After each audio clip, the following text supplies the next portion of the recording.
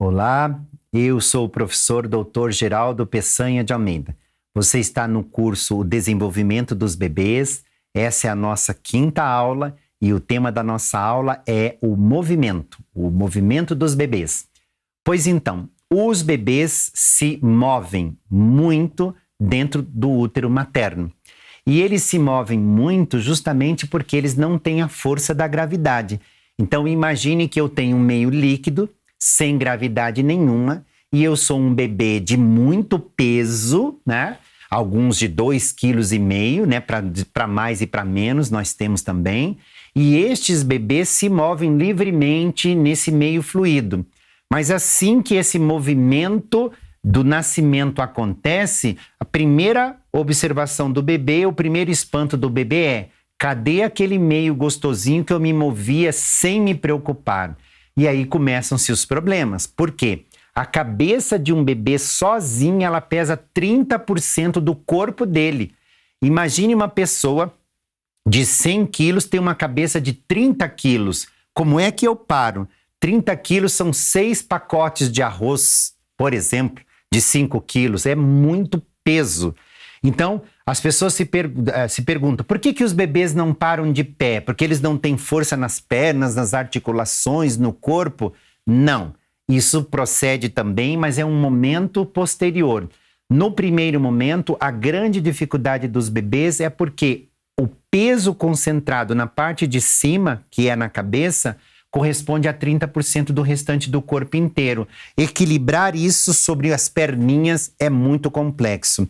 Na França, nós temos uma pesquisa bem interessante, e essas pesquisas já fizeram com que a indústria se alertasse. Por quê?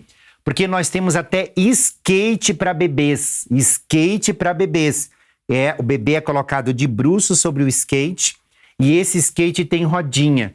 E os pesquisadores observaram que, como a criança daí sobre o skate não tem a gravidade, não tem que suportar o peso da cabeça, porque ela está deitada sobre o skate e ela pode, então, mover os membros. Lembra que os bebês ficam com as mãozinhas e os pezinhos assim, sempre nessa direção? Pois é, virado para baixo e de bruço num skate, eles fazem esse movimento e eles andam de um lado para o outro. Além disso, nós sabemos que os bebês tentam fazer esses movimentos com as pernas e com os olhos. Inicialmente, os olhos do bebê só funcionam assim, o movimento do abre e fecha do olho. Aí vem o famoso mobile, movimento sobre a cabeça da criança. O mobile não é para enfeitar o quarto do bebê. O mobile é uma invenção para estimulação da visão da criança. A criança abre e fecha os olhos assim. As perninhas funcionam assim e a mão da criança assim. Você vai brincar com a criança, ela é toda vertical. Aí o mobile está sobre o berço, vem um ventinho, a mamãe balança, o mobile passa de um lado para o outro. Esse movimento do mobile passar de um lado para o outro, inicialmente, não permite nada. A criança só vê aquilo passando, mas ela não tem movimento ocular que vai para a esquerda e para a direita. Num certo momento, quando o mobile vai para a direita, o olho dela vai para a direita. O mobile passa para a esquerda e ela continua à direita, que ela está procurando onde é que foi. Daqui a pouco, num tempo posterior, ela descobre que o mobile vem para a direita, mas ele também vai para a esquerda. E daqui a pouco a mamãe observa o papai, que o mobile vai para a esquerda, o mobile vai para a direita. Aí você olha para a criança, ela está acompanhando o movimento do mobile. Esta ferramenta de estimulação de movimento, chamada mobile, precisa ser leve. Tem gente que faz aqueles móveis pesadíssimos, com bonecos, que nunca vai se mover, porque ele precisa de uma mola, ele precisa ser leve para ele movimentar e a criança deitadinha. Lembra lá da aula anterior que eu falei? O recurso para a criança passar tempo não pode ser alimentação. Ela tem que buscar recursos próprios. Se tem um móvel sobre o berço e a criança passa de um lado para o outro com o olhar tentando estimular, daqui a pouco ela está fazendo o movimento do giro da cabeça. E é esse movimento que vai ajudar enormemente no desenvolvimento das crianças. Então, crianças que têm mobile sobre a cabeça já começam o movimento. A partir daí, vem aquelas fases que a criança debruça, ou seja, desdobra sobre a cama. esse desdobramento sobre a cama já é a mesma situação do olho. O olho vai para um lado, o olho vai para o outro. Daqui a pouco o corpo vai para um lado, ela percebe que dá para ir para o outro. Então, eu preciso ter espaço para a criança poder fazer isso. É muito interessante porque antes da criança se arrastar e antes da criança engatinhar, o movimento corpóreo físico da criança é desdobrar para a direita, desdobrar para a esquerda. Você pode observar um bebê que muitas vezes ele só desdobra para a direita, só para a direita, só para a direita.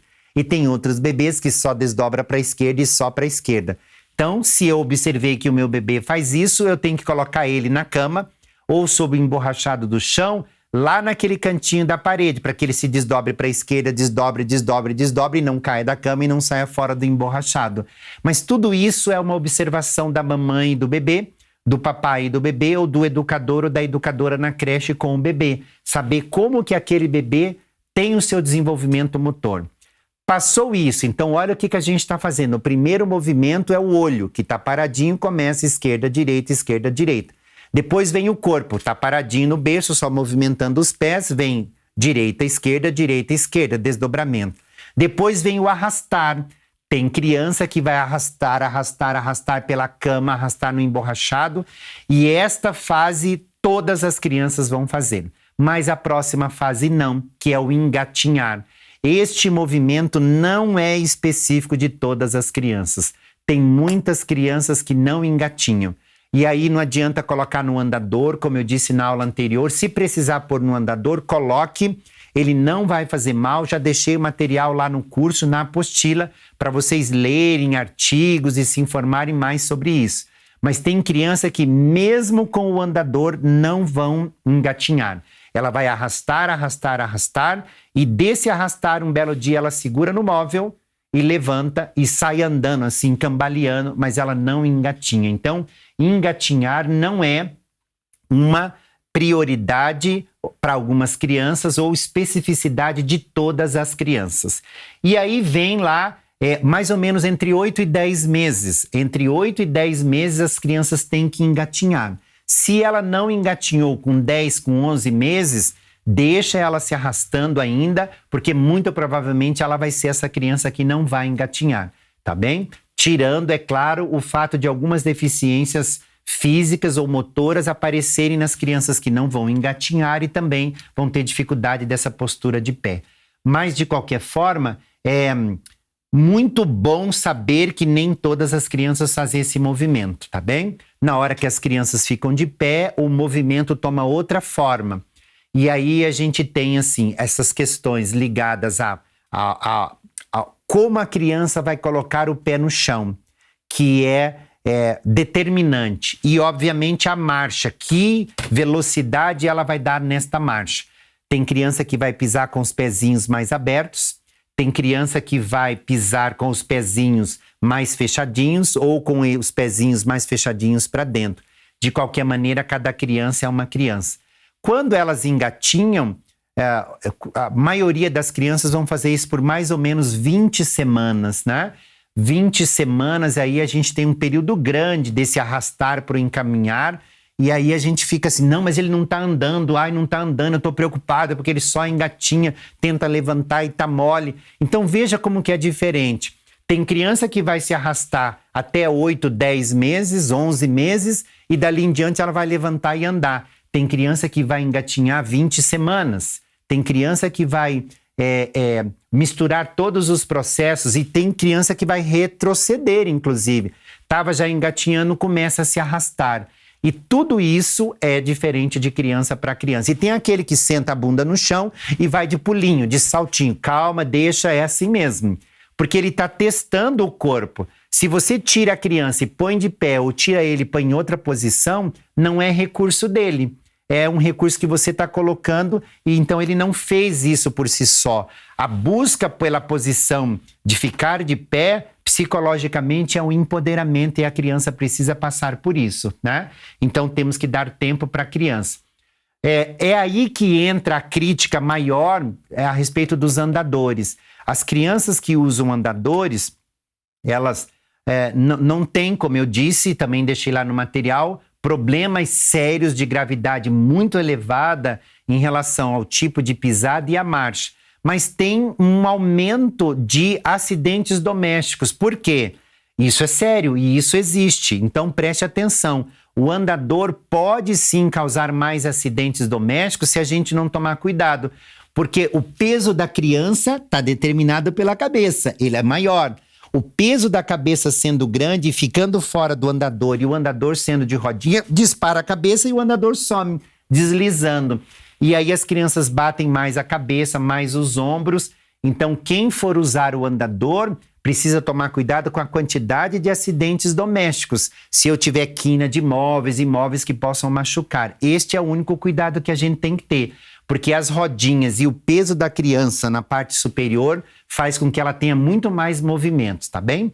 E aí, por último, nessa questão do movimento, entra as nossas estimulações, que eu vou deixar lá o trabalho de psicomotricidade para com os bebês. Atividade de rolamento, atividade de estimulação, atividade de encolhe, estica. Todos os movimentos práticos para o desenvolvimento do bebê está na apostila que acompanha esse curso, ok? Até a nossa próxima aula.